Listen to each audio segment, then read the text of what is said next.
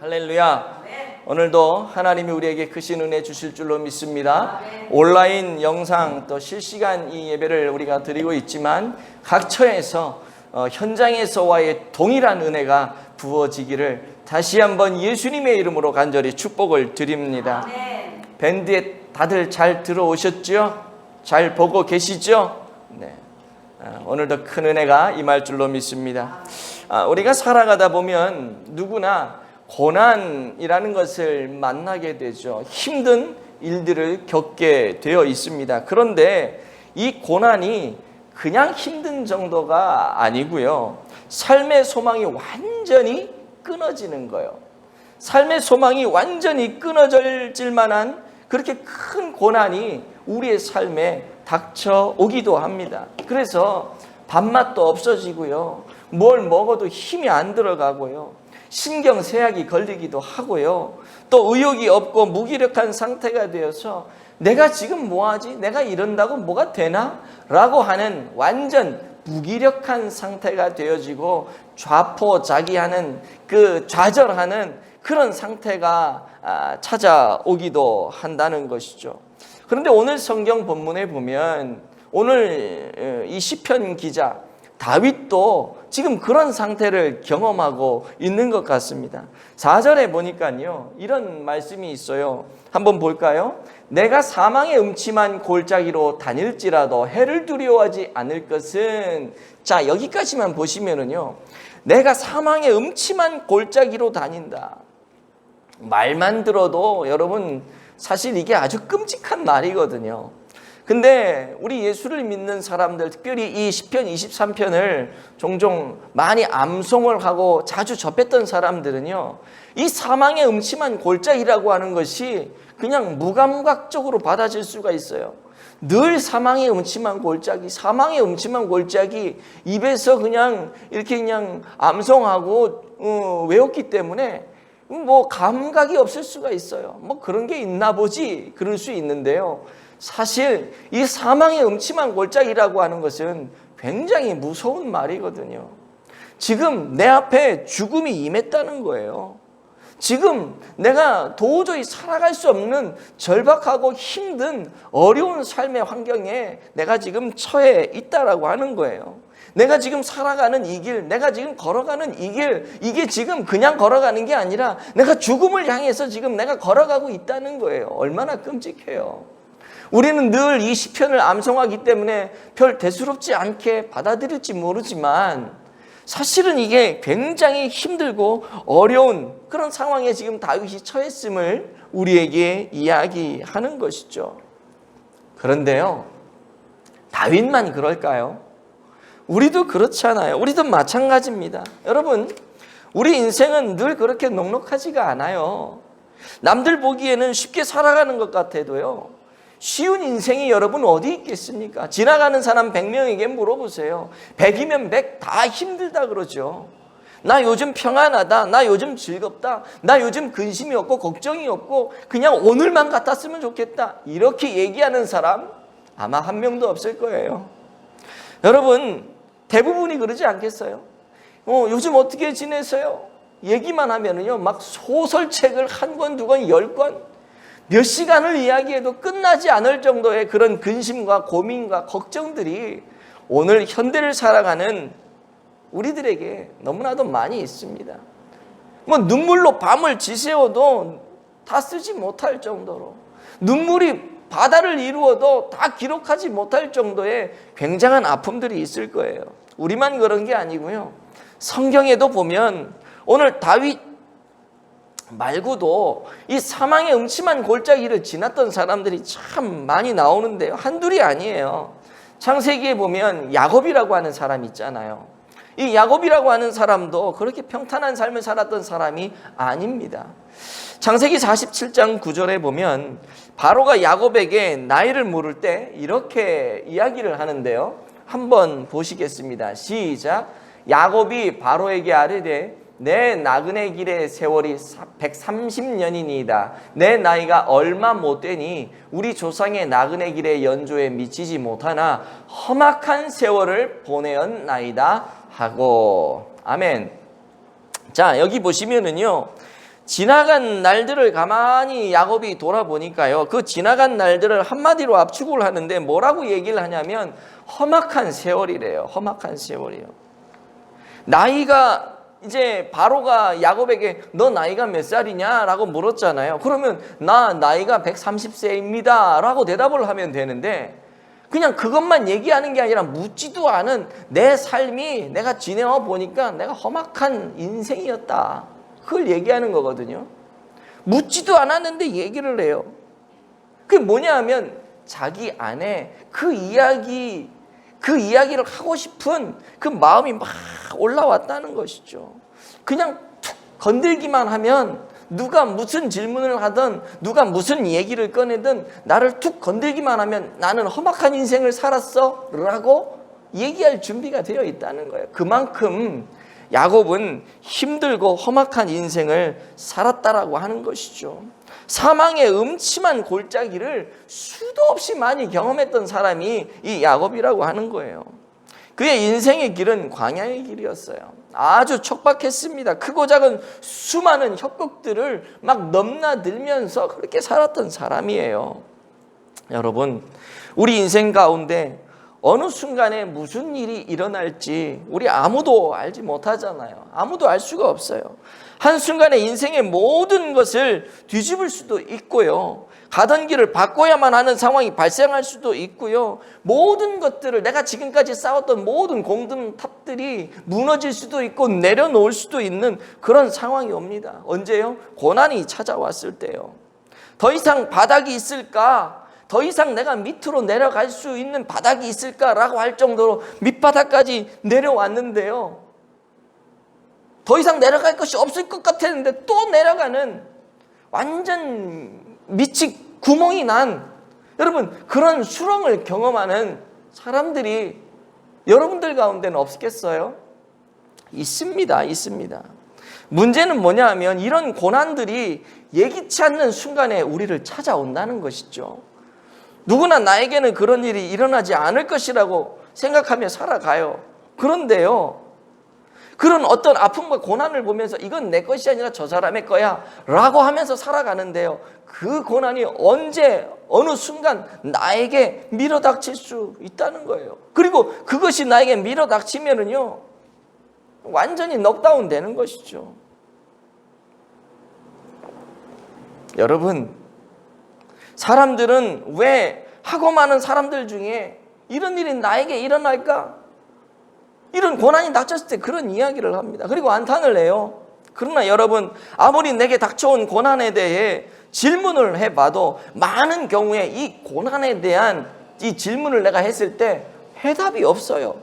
확실한 해답이 없어요. 심지어 우리가 하나님에게 기도하고 하나님에게 하나님 도대체 왜 내게 이 고난을 주십니까? 라고 물어도요, 하나님이 대답을 안 하실 때도 너무나도 많습니다. 왜 그런 줄 아세요? 하나님께서 우리에게 아무리 그 고난의 이유를 설명을 해줘도 우리가 이해할 수 없기 때문에, 내가 아무리 이 고난에 대해서 하나님께 물어도요, 하나님은 설명해 주지 않아요. 어린 아이들 생각해 보세요. 여러분 집에 있는 어린 아이들, 어린 자녀들에게 고난이 유익이다 라고 하는 성경 말씀을 이야기해 주면서 이거 믿어라 그러면 그 아이들이 그걸 이해하고 믿겠어요? 아무리 고난이 유익이다, 성경에 그렇게 있어 라고 가르쳐 줘도 이 아이들은 고난이 유익이라는 말 자체가 이해가 안 돼요. 하나님이 우리에게 똑같습니다. 야, 고난이 유익이야 아무리 얘기해도 우리는 이해가 안 돼요. 하나님이 이 고난을 너에게 준 이유는 이거야 라고 아무리 설명을 해도 우리는 이해를 못해요.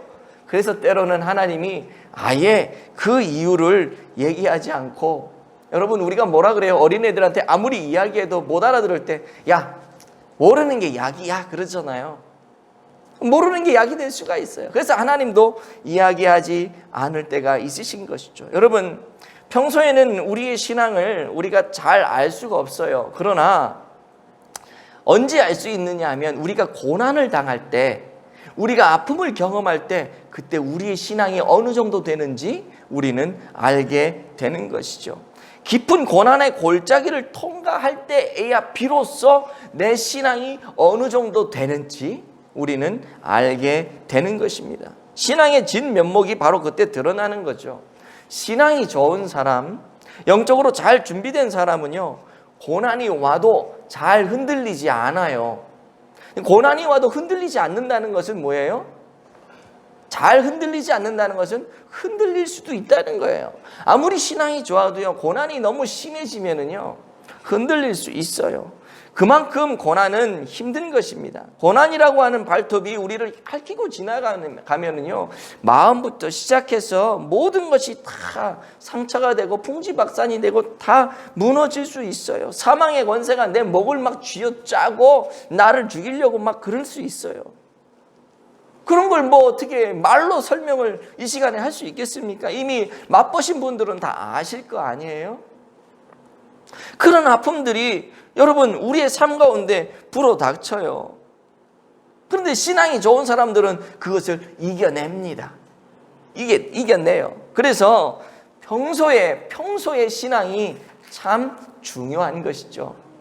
여러분, 돈도요, 저축을 해 놓은 것이 있으면은 갑자기 급한 일이 생길 때 이 저축을 해 놓은 돈이 유용하게 쓰일 수 있잖아요. 도움이 된단 말이에요. 잔고가 하나도 없으면 위기의 순간에 대처할 수가 없어요. 이 신앙의 기본기라고 하는 것이 바로 그런 것입니다. 신앙의 기본기요.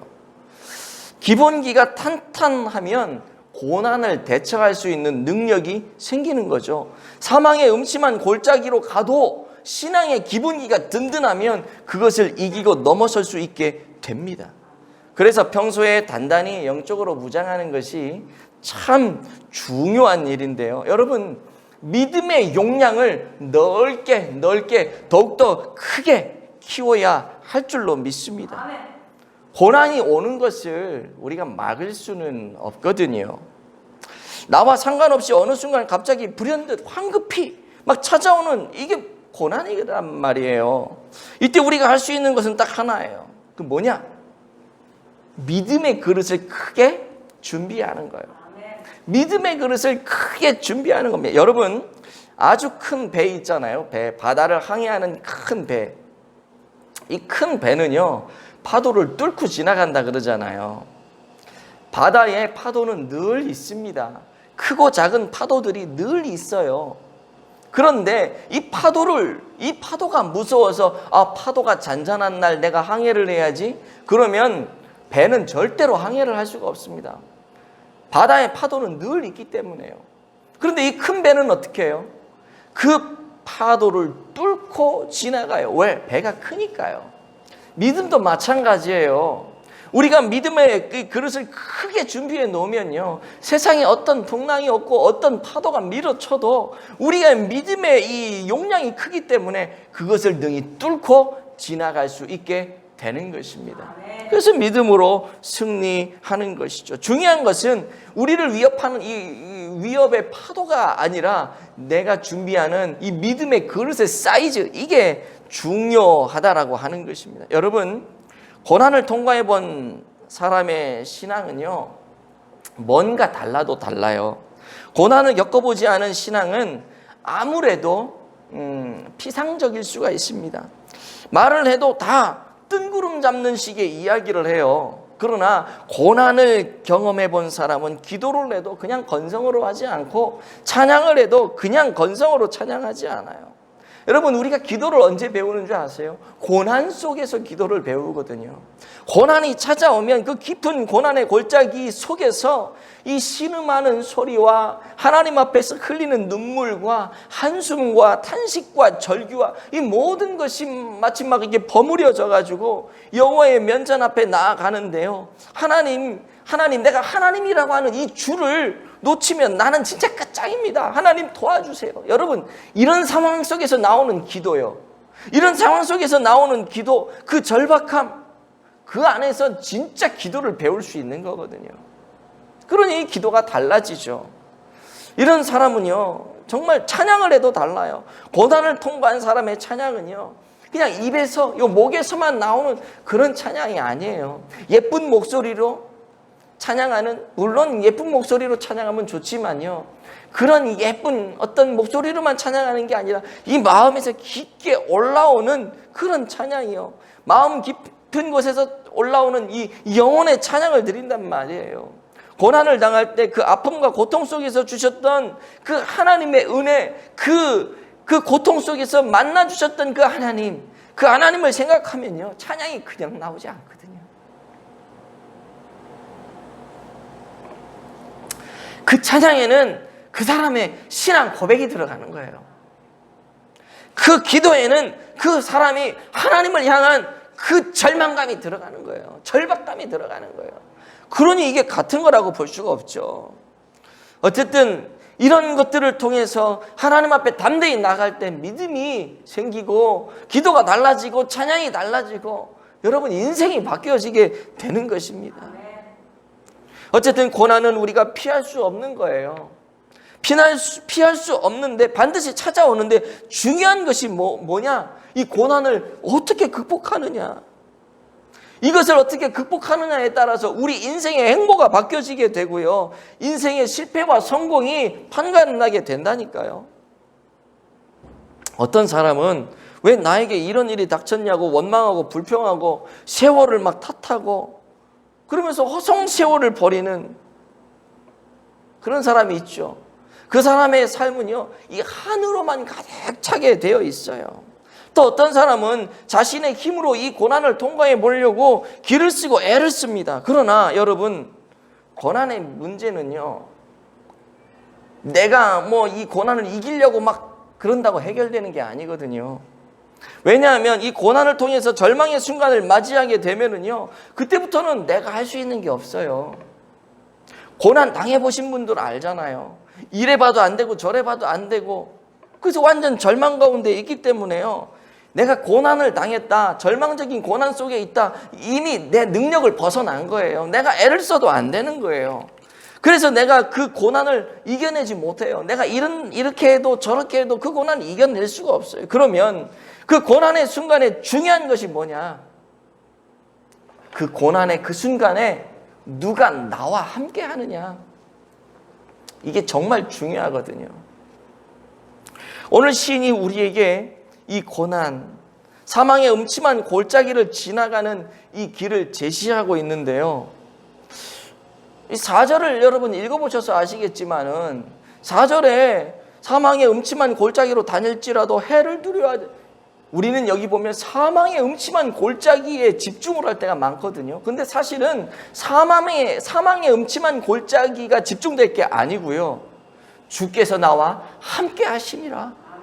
여기에 우리의 모든 포커스가 맞춰져야 돼요. 우리의 삶에 어떤 어려움이 온다 할지라도 그것이 우리에게서 기쁨을 빼앗아갈 수 없는 이유는 뭐냐? 주께서 나와 함께 하시기 때문에. 그렇기 때문에 그 기쁨을 우리는 잃지 않습니다. 오히려 그 고난 속에서 그 고난이 축복이 되어지고 또 그 고난을 이김으로 인해서 인생 역전을 경험할 수 있는 놀라운 은혜가 주어지기 때문에. 언제요? 주께서 나와 함께 할 때요. 고난이 중요한 게 아니고 고난이 크게 보이면 안 되고 주님이 크게 보여야 되고 주님이 나와 함께 한다는 것을 우리는 늘 인식하며 살아가야 한다는 것이죠. 사망의 음침한 골짜기가 문제가 아니라는 거예요. 누구와 내가 함께 하느냐, 이게 중요하다는 것입니다. 때문에 우리는 내가 누구와 함께 그 일을 당하고 있는지에 대해서 눈을 떠야 돼요. 내가 지금 힘들어요. 내가 지금 고난 중에 있어요. 내가 고통 중에 있어요. 아픔 가운데 있어요. 문제가 막 산적해가지고 태산을 이루어요. 그러나 그때 나 혼자 있는 게 아니라는 거죠. 나와 함께 하시는 우리 하나님이 나와 함께 하기 때문에 우리는 능히 그것을 이길 수 있는 것입니다. 창세기 39장 2절 말씀에 보시면은요, 이런 말씀이 있어요. 한번 읽어볼게요. 여호와께서 요셉과 함께 하심으로 그가 형통한 자가 되어. 아멘. 여러분 정말 기가 막힌 고백이에요. 이 말씀이에요. 지금 요셉의 상황은요, 애굽에 팔려가서 종이 된 상태거든요. 종이요. 노예요, 노예. 학대를 받는 위치에 있습니다. 그런데 성경은 그런 노예, 학대받는 이 요셉의 상황을 뭐라고 얘기를 하냐면 형통한 자래요. 형통한 자. 말이 돼요, 이게? 근데 성경은 왜 이렇게 얘기할까요? 이유는 딱 하나밖에 없어요. 여호와께서 그와 함께 하심으로. 오늘 성경이 그러잖아요. 분명히 사망의 음침한 골짜기를 지나고 있지만 성경은 그를 다르게 표현하는데 뭐라고 표현하냐면 형통한 자래요. 고난의 와중에서도 모든 스토리를 지배하는 단어는 여러분 여호와께서 함께 하셨다, 이겁니다. 이거 여호와께서 함께 하셨다, 이게 핵심이란 말이에요. 여러분 다윗이 어떤 사람입니까? 그의 인생 가운데 사망의 골짜기가 참 많았던 사람 아닙니까? 그는 사울왕의 미움을 받아 광야를 도망 다닐 때 실질적으로 사망의 음침한 골짜기를 수도 없이 많이 경험을 했어요. 사울이 미친 듯이 다윗을 쫓아다니면서 다윗을 죽이려고 했잖아요. 몇 번씩 죽이려고 했어요. 말년에는 그 아들 압살롬에 의해서, 그 반역에 의해서 왕궁에서 막 쫓겨다니면서 얼마나 비참한 삶을 살았습니까? 뼈를 깎는 아픔의 순간들을 수도 없이 많이 겪었어요. 어찌 보면 다윗의 생애는 광야에서 출발해서 광야에서 끝났다고 봐도 과언이 아닐 수 있죠. 다윗이 경험한 광야가 여러분 어떤 곳이에요? 척박한 곳이에요. 아주 위험한 곳이에요. 외로운 곳이에요. 의지할 것 하나도 없는 그런 곳이에요. 그런데 중요한 것은 바로 그 광야에서 다윗이 위대한 인물이 되었다는 것입니다. 위대한 인물이요. 그래서 다윗의 시를 보면 많은 곳에서 광야의 경험들을 이제 표현을 하고 있는데요. 다윗의 시에 그 아름다운 신앙의 고백적인 그 표현들이 많이 나온단 말이죠. 그게 뭐냐? 광야 속에서, 그 고난 속에서 만들어진 고백 아니겠어요? 그 고난 속에서 하나님을 만났기 때문에 그런 표현들이 나오는 겁니다.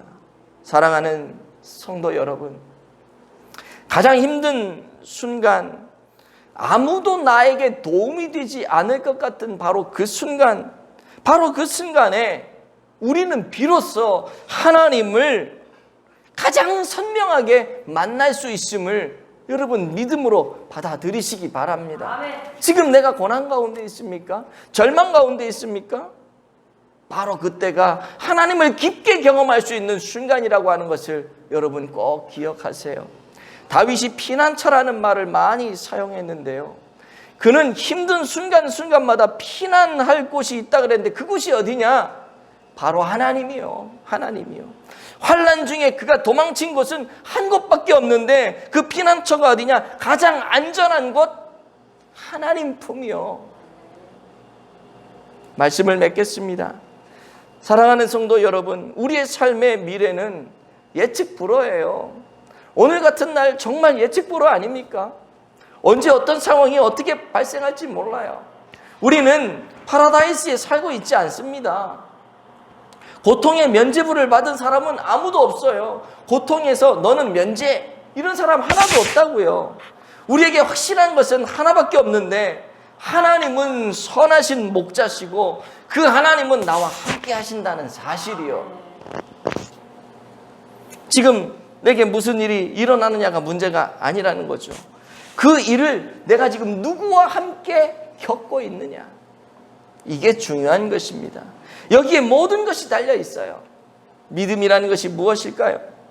하나님이 나와 함께 하신다는 것을 어느 순간에도 놓치지 않는 거, 여러분 이게 믿음 아니겠어요? 로마서 8장 37절 말씀을 한번 보겠습니다. 시작. 그러나 이 모든 일에 우리를 사랑하시는 이로 말미암아 우리가 넉넉히 이기느니라. 아멘. 넉넉히 이기느니라. 아멘. 모든 일이 지금 뭐예요? 모든 일.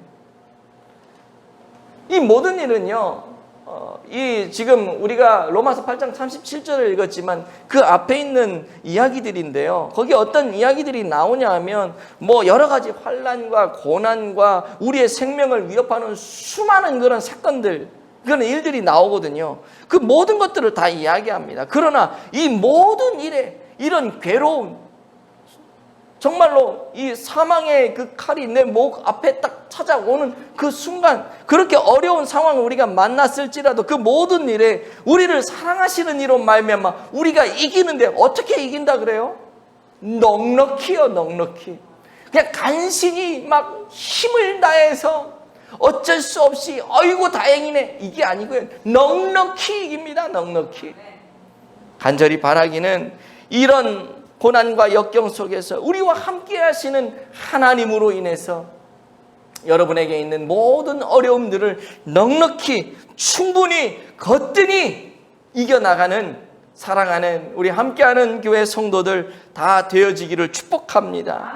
나와 함께 하시는 하나님으로 말미암아 결국 우리는 승리하게 될 것입니다. 인생의 역전을 경험하게 될 것입니다. 역풍이 순풍으로 바뀌어지는 역사를 맛보게 될 것입니다. 그런 은혜가 오늘도 예배를 통해서 여러분의 삶 가운데 있어지기를 예수님의 이름으로 축복을 드립니다.